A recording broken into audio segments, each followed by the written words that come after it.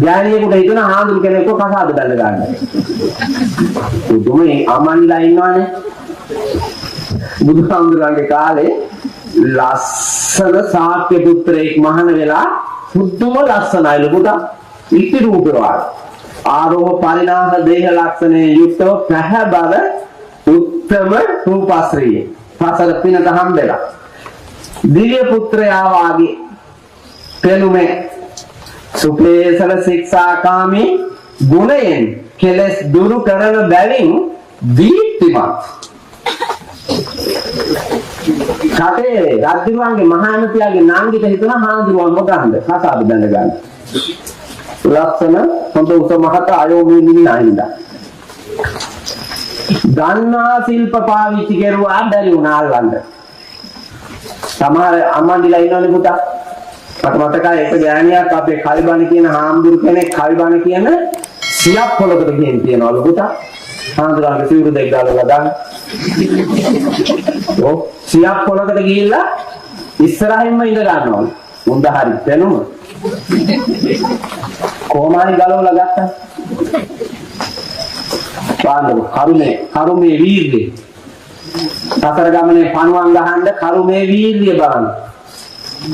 පරිද්දෙක් දිහා බලාගෙන මගේ මිනිහා වේවා කියලා පතනකොටමනේ බලන් පණුව ගහන්නේ. ඈ පරිද්දෙක්ගේ රූපේ දිහා බලාගෙන මගේ මිනිහා කරගන්න කියලා හිතනකොටමනේ මේකිට පණුව ගහන්නේ. මේ තරම් දුෂ්ට දුර්ජන අම්මන්ඩිලා ඉන්නවා පුතා පන්සල් වලට එන. මම දන්නවා. සාලුව ලාලා ඇටමාල එල්ලාගෙන දානි අරගෙන පහන් සිතවාලි මෙවුන්ද ආය උත්තරි ගහේ හැප්පුණත් වැටෙන ගානට එන්නේ. ශ්‍රද්ධාව. හැබැයි සලුව හෙල්ලුවොත් ඇත්තුත් පිරිත් රටෙනවා. ඒතරම් මූ කරන් අස්සේ රිංගලා. මේ ළඟ දින්දුව කියලා තිබ්බා මම දැක්කා.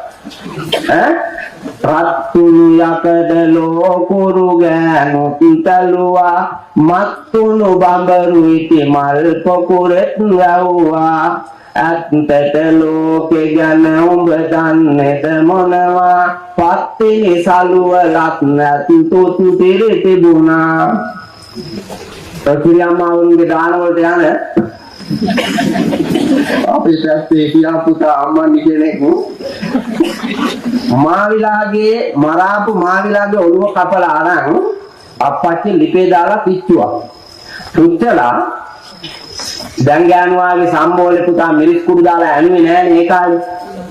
මිරිස් කරාල ලූ දාලට දාලා අඹරලා ඒකට කාල් නැස්සෝ කරවල වාගේ ඒවා පුච්චලා දාලා අඹරලා තවත් රස කරලා තමා දෙන්නේ ස්වාමියාට භක්තිය. ඒ ගෙදර දෙවියානේ ස්වාමියා ආරක්ෂකයා. බුදුන්ගේ බුදුන් ස්වාමියානේ බුදුන්ගේ බුදු. අම්මට බුදු වෙන්න විවරණ දීපු උත්තමයා. යන් වඳින්න ඕනේ නේ හින්දා. අය නිකන් නෙමෙයි. පිරිමින්ට වන්දනා කරනවානේ කාන්තාව. කසාද බඳින දවස් විතරක් නේ. මූණිච්චාවට තණ්හාවට මූණිච්චාවට බලන් ඒ වඳින්නේ. ඔව් මම දන්නවනේ මේ කිලාගේ වගේ. අරකා සතු වස්තුව තේනකොට බලන් වඳින්න වෙන්න හිතෙන්නේ.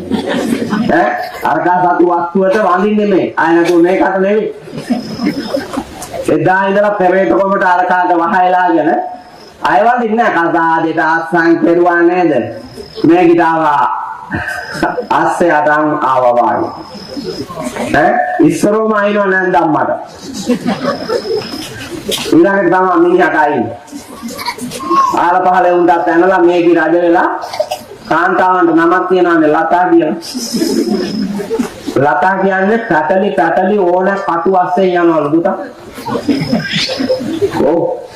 ඕන කටු අස්සෙන් මූකලන් අස්සෙන් ගිහිල්ලා උඩට ගිහිල්ලා උඩට යන්න යනවලු පිස් අවකාශේ.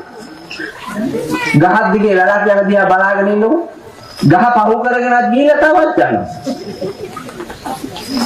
හැබැයි ආහාරයෙන් හුලං වෙන බව වැල දන්නේ. තනියෙන් යන්න බැරි බව වැල දන්නේ. අනේ ටික දුරක් යනකොටම හුලග එනකොට වැටෙනවා. කොහෙද වැටෙන්නේ? ගහ උඩ. මිනිහා නොහිටින්නේ. අල්ලන්නේ කිත් නෑ පුත. වැටෙන දවස අහංකාර කොට ගියාට මිනිහා ඉන්නේ ඉඳ තමයි අල්ලන්නේ. මිනිහා ඉඳ තමයි ගෞරව සියලු ගෞරව අභිමානයන් තියෙන්නේ. කසිප්පු කාර්යයා වුණත් ඒකාගේ නමින් දරුවෙක් බිහි වුණා නම් ඒ මාතෘත්වය කාටද ඉන්නේ? සතරගම දෙවියන්ටද? ඈ? සතරගම දෙවියන් නෙමෙයි අර කසිප්පු එක. කසිප්පු කාර්යය. ඒක තමයි වන්දනා කරන්නේ. ඒ වගේ අගය ගන්න. ඉඳ දැකලා හැදෙන්න ඕන. අවබෝධයෙන් දකින්න. ඒකට වීර්යය කරන්න. නුවණ වෙහසවා කටයුතු කරන්න. ඒකට අරසි කාරණා ටික කියන්නේ මම ඔබ වෙනුවෙන් මාතෘකා කළේ සත්‍ය විභංග සූත්‍රයේ මාර්ග සත්‍යයේ ආර්ය අෂ්ටාංගික මාර්ගය නිවනට යන පාරේ තියෙනවා මන්තිරු 8ක්. හයිවේ එකේ තියෙන 4යි නේද පුතා? ඒ දෙකක් මේ පැත්තට දෙකක් අර පැත්ත. බුදුහාමුදුරන්ගේ නිවන් මාර්ගයේ මන්තිරු 8ම පුතා වන්දේ. එක පැත්තක් නෙදී නිවන පැත්තට. යන්න නිදහස සතුට සැනසීම ප්‍රීතිය උදා වෙනවා මිස ඒ කියයි දුක නැ කනගාටුව නැ උපදින්නේ සැප සතුට සැනසීමමයි මම ඒ ආර්ය මාර්ගාංග 8 සම්මා දිට්ඨි සම්මා සංකප්ප සම්මා වාචා සම්මා කම්මන්ත සම්මා ආජීව සම්මා වායාම සම්මා සති සම්මා සමාධි මේ 8න් එකක් අදට කියනවා ඉතුරු 7 පන්සලේ පොඩි හාමුදුරුවෝ කියනවා පොයෙන් මම කියලා යන්නේ මම එකක් කියනවා අනිත් ඒවා පන්සලේ හාමුදුරුවෝ පොයට කියාවි. තව පොය 7යි එතකොට මම කියන්න හදන්නේ කොහොමද? ඔය 8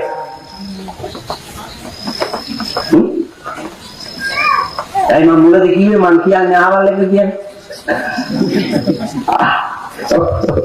කතමංචාවසෝ සම්මා වායාමෝ ඉදාවසෝ බික්ඛු අනුප්පන්නානම් පාපකානං අකුසලානං ධම්මානං අනුපාදාය උප්පන්නානම් පාපකානං අකුසලානං ධම්මානං පහනාය අනුප්පන්නානං කුසලානං ධම්මානං උපාදාය උප්පන්නානං කුසලානං ධම්මානං තිතියා අසම්මෝසාය ධීයෝ භාවාය වේපුල්ලාය භාවනාය පාරිපූර්ණා චන්දං ජනේති වායමති විරියං ආරබති චිත්තං පග්ගණ්ණාති පදති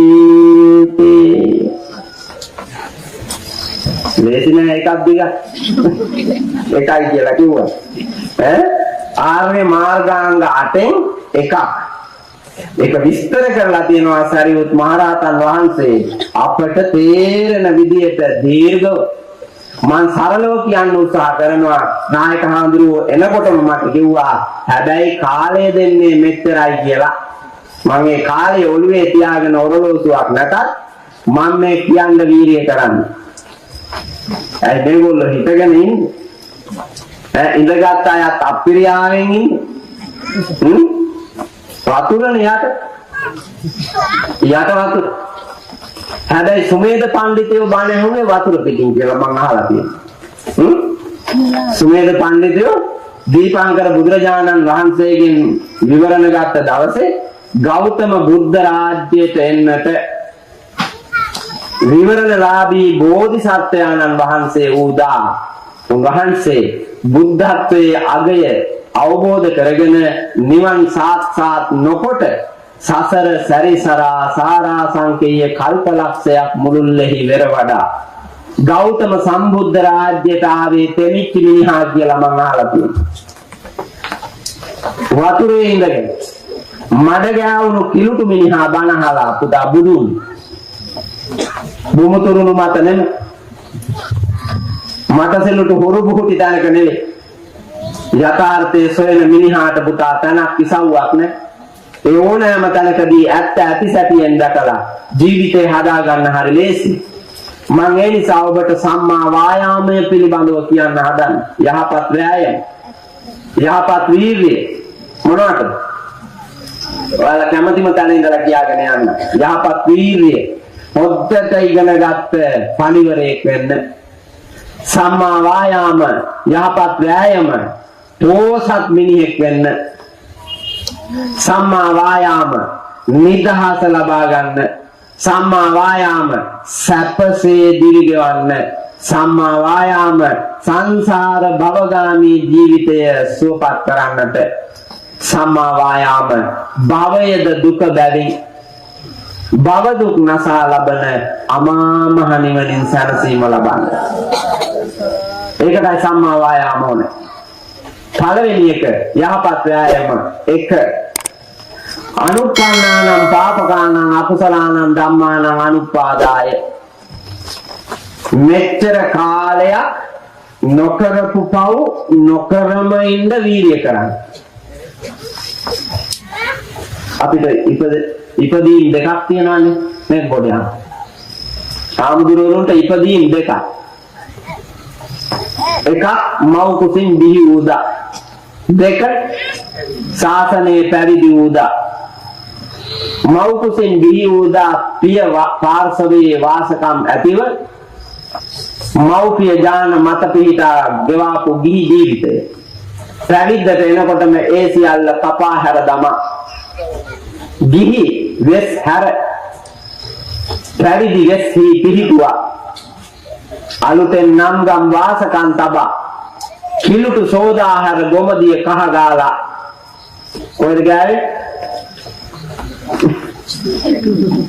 සිවුරේ නෙමෙයි ඇඟේ කිලිකුණු සෝදා හරින සංකේතයක් හැටියට කහ ගොම දිය කරලා ගෑවා. හැබැයි ඔක ගාන්න තිබ්බ ඇඟේ නෙමෙයි. කොහෙද ගාන්න තිබ්බේ? කොහෙද පුතේ? පැවිද්දාගේ. ගාන්න ඕන. පිරිසිදු කළ යුතුම තැන. හිතෙන් පැවිදි වෙන්න ඕන. පුතා ඇඟ පැවිදි නුනක් කමක් නැහැ. හිතෙන් පැවිදි වුණා නම් හොඳයි. හිත සිල් රකින්නවා නම් රෙදි නැතත් කමන්නේ අපෝ. රෙදි මොනවද? විලිවහ ගන්නද? නෑ. හෙළුවෙන් මිනිස්සු නැද්ද? ගෞරවනීය මිනිස්සු ඉන්නේ හෙළුවෙන් ලෝකේ. හෙළුවෙච්චර කරදර යන්නේ නෑ. සිල් තියනවා නම්. සිල් නැත්තම් රෙදි 10ක් ඇඳලා හිටියත් වැඩක් නෑනේ පුතා. ඒක ඕන තැනදී ගලවනවා. ඒක ඕන තැනදී ගලවනවා. රෙදි 10කින් වහගෙන හිටියත් වැඩක් නෑ. වල් ගති තියෙන එක. රෙදි අඳපු එවුම නෙන්නම් අර හිගේ ඉන්න කුපාරිකම් කරලා. රෙදි ගතියුද? නිගාන්තේ විතරනේ. නිගාන්තේ නෙන්නේ. අර පාත්‍රේ බලන්න විශ්‍රාමල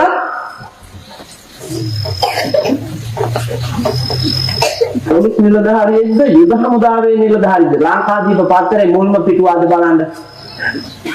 අනේ ලංකාව පුතා දුක හිතෙනවා ලංකාවේ විතර මුල්ම පිටුවේ පුරවලා තියෙන මොනවද? පිටරටින් ගෙනාපු කන්ටේනර් ගානක කෝටි ගානක ලී වරායේ දිරලා ලුගබඩාවල රේගුවෙන් ගෙවලා තියනවලු ගබඩා ලබා ගන්නම කෝටි ගානක්. ලී වලට කෝටි ගානක්. අම්මගේ අප්පගේ බූදලේ වාගේ මෙව්වා දිරාපත් වෙන්න ආරිනවා.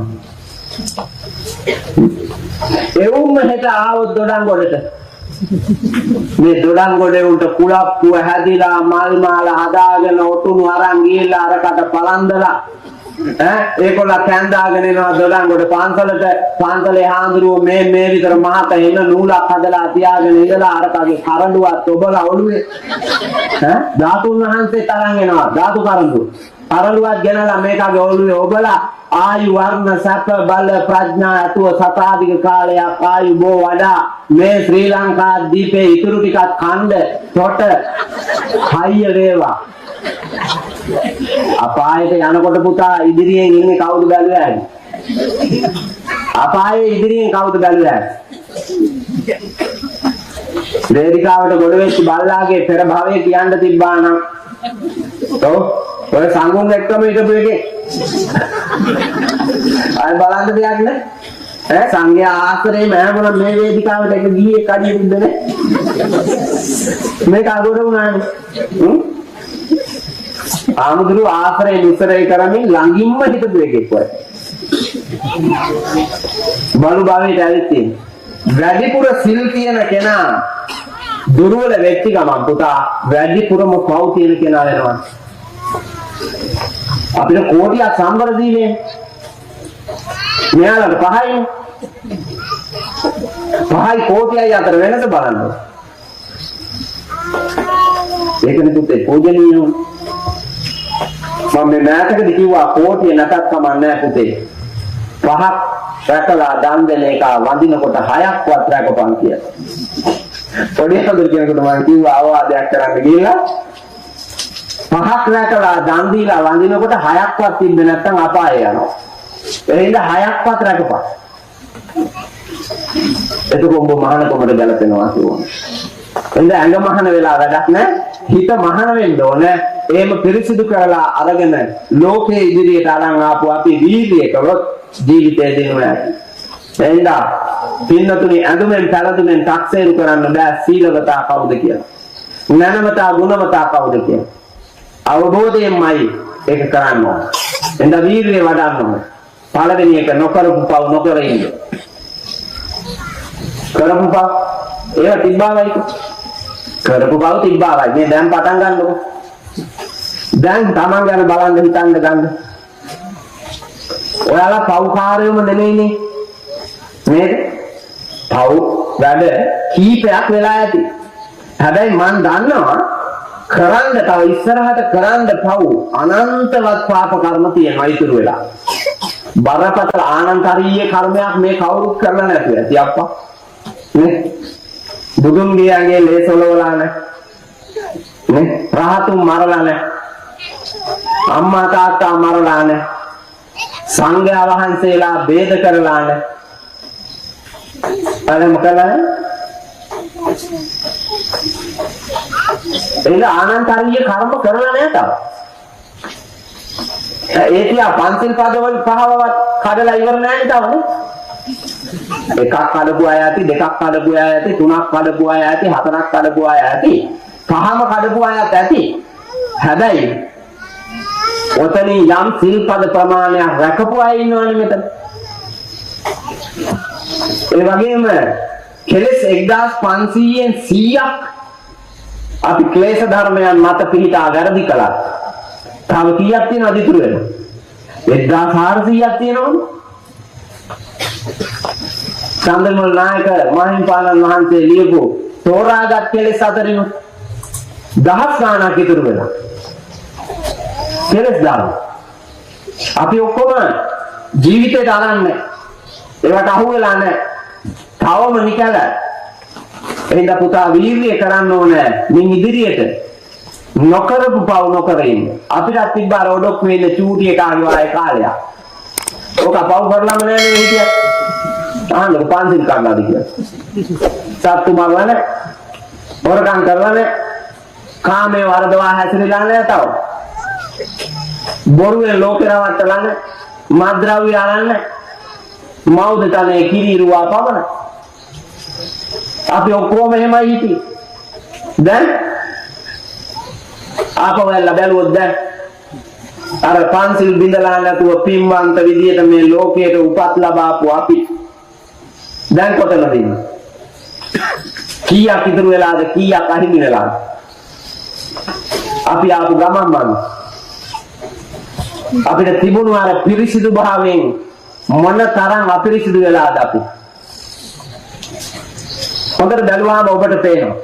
එහෙනම් රැකගෙන තියෙන යම් ප්‍රමාණයක් ගුණ ධර්ම තියෙනනම් ශික්ෂණයන් තියෙනනම් නොකල අකුසලයන් තියෙනනම් අනේවා ආරක්ෂා කරගෙන මින් ඉදිරියට වීරිය කරන්න කවදාවත් එකඳු පාපයක් වම්මන් කරන්නේ නැහැ.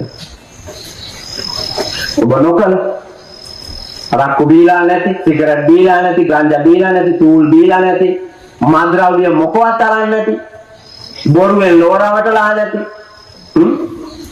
කාමයේ වරදවා හැසිරලා නැති. වැඩිපුරම මේගොල්ලෝ අහුවෙන සිල්පදේ තමයි ඒක. මේ ඉන්න කාටවත් ඉතුරු වෙලා නැහැ. පන්සිල් රකින්න එක මිනිහෙක් වෙන්නන්නේ. මෙතන. ආමුදුනේ මම කියලා කාට හරි ඉදිරිපත් වෙන්න පුළුවන් වුණොත් මම පෙන්නනවා මේ දැන් කාමේසු මිච්ඡාචාරා වේරමණී සික්ඛාපදං සමාදියාමි කියන සිල්පදේ බින්ද තැන. එකවරයක් නෙමෙයි 100,000 වාරයක් බින්දලා ඇති. මේ ඉන්න මිනිස්සු. රකින්න බෑ. ඔය ඔඩොක්කේ ඉන්න චූටි දැරිවි ඉන්නව නේද? ඔය වයසේ ඉඳලා ඒ සිල්පදේ බින්දිනවා. ඒ තරම් ගැඹුරුයි ඒ සිල්පද. ඇහ, කන, නාසය, දිව, ශරීරය සහ මනෝභාවය. මේවා වැරදි විදිහට පිනවීම, කාමයේ වරදවා හැසිරීම. ඒකේ වැළකීලා ඉන්න දියුරුම් දෙන්නේ. නමුත් අපි පිනවනවනේ මේ ඉන්ද්‍රියයන් ටික. දැන් ඔය චූටිය කාට ෆෝන් එකක් දීලා කිව්වොත් ගේමක් ගන්න කියලා ඔය පොඩි කී ගන්නවා ගේම. ගේම කාටද? ගේමෙන් නැති වැඩේ. මේ පොඩි කාට ඇති වැඩකුත් නැහැ, අම්මට ඇති වැඩකුත් නැහැ, තාත්තට ඇති වැඩකුත් නැහැ. දේටා දාපු සල්ලිත් නැහැ. හානියක් කරලා මනෝභාවය විනාශ කරගෙන, කාලය විනාශ කරගෙන, ශ්‍රමය විනාශ කරගෙන, ඉන්ද්‍රිය නිරෝගී භාවය විනාශ කරගෙන නතර වෙන මේ අලාභයක් සිද්ධ කෙරුවේ ඇහැ පිනවන්නයි, හිත පිනවන්නයි. වැඩක් නැති විදිය. ඒක අද්දැහි කෙරෙන්නේ කවුද? අර ගෙදර බුදු. මේ කාලේකට අද්දැහි කෙරෙන්නේ ගෙදර බුදු. පුබ්බාචාර්ය මුල්ම ගුරුවරයා. හානිය කෙරුවේ කවුද? විනාශ කෙරුවේ කවුද? රකින්න ඉන්න